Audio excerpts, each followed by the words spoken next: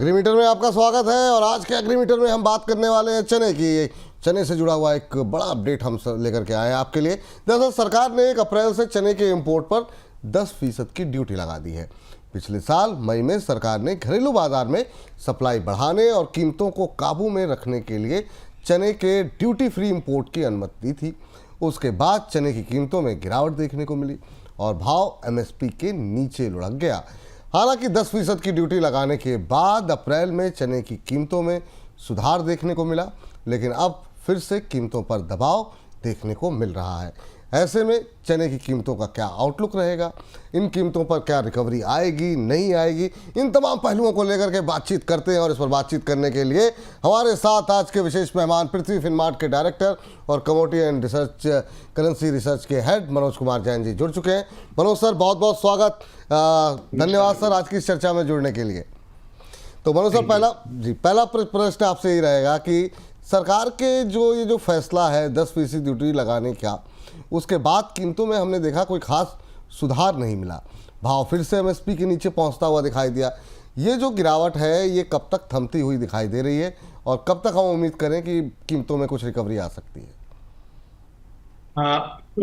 विपुल जी, धन्यवाद सबसे पहले तो आपका शो में बुलाने के लिए। और जहां तक चने की कीमतों का सवाल है तो हमने कीमतों को एमएसपी के नीचे जाते हुए जरूर देखा था, लेकिन भारत सरकार की तरफ से जब कदम उठाया गया और महा इंपोर्ट के ऊपर 10% ड्यूटी का जो अनाउंसमेंट आया, उसके बाद हमने देखा है कि ग्रेजुअली कीमतों में सुधार देखने को मिल रहा है।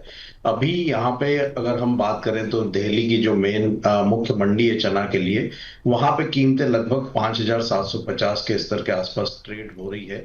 तो अभी सरकार ने जो वर्ष 2025-26 के लिए चना की जो एमएसपी निर्धारित की थी 5,650 रुपए, उसके ऊपर कीमतें अब निकलती हुई नजर आई है। हमारा मानना है कि यहाँ पे ये जो पीरियड रहता है मई जून जुलाई का, ये थोड़ा लीन पीरियड रहता है। और ऐसे में यहाँ पे स्पेशली जो आम है उसकी भी काफी मात्रा में, बड़ी मात्रा में आवक रहती है, तो दालों की खपत थोड़ी कम हो जाती है, इसलिए भी कीमतों में थोड़ा दबाव था। लेकिन अगस्त मंथ से यहाँ पे फिर एक बार फेस्टिव सीजन की जो स्टार्ट होगी, तो वहां फिर एक बार जो सुधार है डिमांड में वो देखने को मिलेगा। तो हमारा मानना है कि अब यहाँ पे कीमतें एमएसपी के नीचे ठहरती हुई नजर नहीं आएगी और ग्रेजुअली कीमतों में यहाँ पे रिकवरी आने वाले समय में देखने को मिल सकती है। जी सर, अगर आवक की बात करें तो पिछले साल से अगर हम एक कंपैरिजन करने की कोशिश करें तो करीब 11% के आसपास का इंक्रीज जो है वो देखने को मिला है। इसके पीछे क्या वजह मान रहे हैं और इसका क्या चने की कीमतों पर कोई असर देखने को मिल सकता है? क्या इसी वजह से ये दबाव देखने को मिल रहा है कि आवक ज़्यादा है पिछले साल से? यहाँ पे एक्चुअली मुख्य वजह से जो आवक बढ़ी है उसके पीछे हम ये कह सकते हैं कि जो गवर्नमेंट ने ड्यूटी बढ़ाई है उसके बाद कीमतों में थोड़ा सुधार देखने को मिला है। यहाँ पे जो पॉलिसीज फ्रंट पे अगर हम बात करें तो जो गवर्नमेंट की पॉलिसीज है स्पेशली इसेंशियल कमोडिटीज को लेकर के, वो काफी वॉलेटाइल रही है। तो उसी के मद्देनजर यहाँ पे जब भी कीमतों में थोड़ी बढ़त आती है तो हम देखते हैं कि अराइवल्स जो है मंडी में उस कमोडिटी के बढ़ जाते हैं। तो उसी को दृष्टिगत रखते हुए यहाँ पे जो फार्मर्स है उनकी तरफ से जो अराइवल्स है वो मंडियों में बढ़ते हुए नजर आए। और यहाँ पे हमारा मानना है कि जब अराइवल बढ़ते हैं तो थोड़ा कीमतों में दबाव जरूर देखने को मिलता है। लेकिन अभी अगर हम बात करें तो यहाँ पे जो मूंग वगैरह की जो फसलें हैं उनके लिए सरकार ने स्पेशली अगर मध्य प्रदेश के रेफरेंस में बात करें तो एमएसपी पे खरीदने की बात कही है। तो उसके बाद एक बार फिर यहाँ पे थोड़ा कीमतों में सपोर्ट जो है दालों में देखने को मिल रहा है। तो निश्चित रूप से जब अराइवल्स आते हैं तो थोड़ा प्रेशर जरूर रहता है, लेकिन हमारा मानना है कि बहुत ज्यादा गिरावट यहाँ पे देखने को नहीं मिली। जी सर, अगर हम फाइनेंशियल ईयर 2024-25 की बात करें कि तो चने की इंपोर्ट में वहाँ पर भी हमने देखा था काफ़ी ज़्यादा इंक्रीज आता हुआ दिखाई दिया था। आगे आपको क्या लग रहा है इंपोर्ट को लेकर के, क्या फ्यूचर आपको दिखाई दे रहा है? क्या इस बार भी इंपोर्ट काफ़ी बढ़ता हुआ दिखाई देगा? देखिए सर, एक चीज यहाँ पे काफी क्लियर है कि सरकार जो है इन्फ्लेशन को लेकर के काफी अलर्ट है। और जब जब भी हम देखते हैं कि दालों की कीमतों में कोई बड़ी तेजी बनने की संभावनाएं बनती है या क्रॉप को लेकर के कोई भी अगर यहाँ पे संशय रहता है, तो ऐसे में सरकार जो है इंपोर्ट को अलाउ करती है। और हम देखते हैं कि इंपोर्ट अलाउ करने से यहाँ पे जब भी इंपोर्ट बढ़ते हैं तो प्राइस में एक स्टेबिलिटी देखने को मिलती है। मतलब कहीं ना कहीं गवर्नमेंट का ये प्रयास है कि एमएसपी के नीचे भी कीमतें ज्यादा समय तक टिकी हुई ना रहे, ताकि फार्मर्स को भी नुकसान ना हो और बहुत ज्यादा कीमतों में वृद्धि ना हो, ताकि कंज्यूमर्स को भी उसका जो है प्रभाव नहीं पड़ता हुआ नजर आए। तो इसी प्राइस स्टेबिलिटी को ध्यान में रखते हुए सरकार जो है समय समय पे यहाँ पे पॉलिसीज जो है निर्धारित करती है।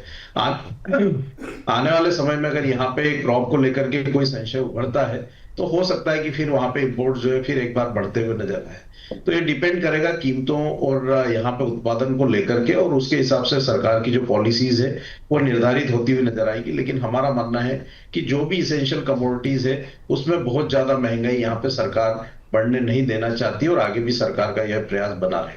ठीक। तो इन तमाम चीज़ों को की रोशनी में या इन तमाम चीज़ों को ध्यान में रखते हुए अगर एक आउटलुक तय करना हो, ख़ास तौर से शॉर्ट टर्म में, तो वो क्या आउटलुक होगा? प्राइस मूवमेंट किस तरीके से आप देख रहे हैं? रिकवरी आएगी, प्राइस ऐसे रहेंगे, डाउन जाएगा? आपका आउटलुक क्या है सर? मेरा मानना है कि अगले 1 से 2 महीने कोई बहुत ज्यादा उठापटक यहाँ देखने को नहीं मिलेगी, क्योंकि थोड़ा लीन पीरियड रहता है, डिमांड थोड़ी कमजोर रहती है। लेकिन अगस्त में जब फेस्टिव सीजन स्टार्ट होंगे तो फिर वहां पे ग्रेजुअली डिमांड में रिकवरी आती हुई नजर आएगी। तो हमारा मानना है कि अभी से लेकर के लगभग 15 अगस्त, अगले 2 महीने की बात करें तो दिल्ली का जो मंडी का भाव है वो 5,500 से 6,100 के दायरे में रह सकता है। लगभग 10% का दायरा अगले दो महीने तक जो है चने की कीमतों में बना रह सकता है। ठीक। अब सर, चने से थोड़ा बाहर निकलते हैं और ये समझने की कोशिश करते हैं कि अभी टॉप एग्री कॉल कौन सी होगी, और अगर यहाँ पर कोई ट्रेड इनिशिएट करना हो तो वो कौन सा होगा सर? यहाँ पे हम देख रहे हैं कि मेंथा ऑयल में काफी गिरावट देखने को मिली थी विपुल जी, लेकिन 900 के जो सपोर्ट्स लेवल है वो ये कमोडिटी स्ट्रांगली होल्ड करती हुई नजर आई है। तो एमसीएक्स मेंथा ऑयल जो है वहां पे जून के वायदा में बाइंग की सलाह रहेगी। जो बाइंग के लेवल्स रहेंगे वो लगभग 915 के आसपास के रहेंगे। स्टॉप लॉस यहाँ पे 908 का लगाना है और लक्ष्य 930 तक के निर्धारित किए जा सकते हैं। स्पेसिफिकली इंट्राडे के लिए कॉल रहेगी।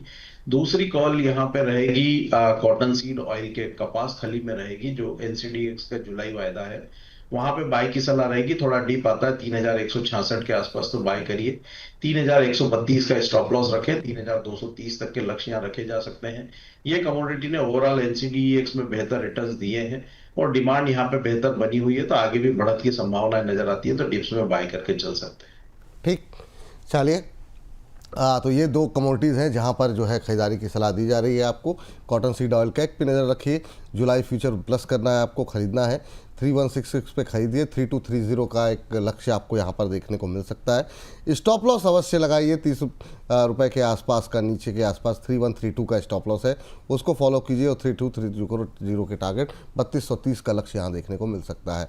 तो इसके अलावा जहाँ पर खरीदारी की सलाह दी गई है वो है मेंथा ऑयल। जून फ्यूचर खरीद के चलिए, यहाँ पर 915 के आसपास खरीदने की सलाह दी जा रही है। 15 रुपये ऊपर के टारगेट के लिए खरीद करके चलिए यहाँ पर, और नीचे की तरफ 7 रुपये नीचे का एक स्टॉप लॉस लगा के चलिए। 908 का स्टॉप लॉस, 930 के टारगेट के लिए यहाँ पे खरीदारी करने की सलाह है। सर, आज की इस चर्चा में आप जुड़े, तमाम शेयरों पे, खबरों पे बातचीत की। कोई डिस्क्लोजर आपकी तरफ से सर? फ्यूचर्स मार्केट में जो भी कमोडिटी हमने डिस्कस की उसमें मेरी कोई व्यक्तिगत पोजीशन नहीं है। समय समय पर रिकमेंडेशन होने के चलते क्लाइंट्स की पोजीशन हो सकती है। आप कोई भी यहाँ पे कमोडिटी मार्केट में रणनीति बना रहे हैं तो अपने वित्तीय सलाहकार की सलाह से ही बनाएं। बिल्कुल, वित्तीय सलाहकार की सलाह अवश्य लें। सर, बहुत बहुत शुक्रिया, बहुत बहुत धन्यवाद आज की चर्चा में जुड़ने के लिए और अपना महत्वपूर्ण समय देने के लिए।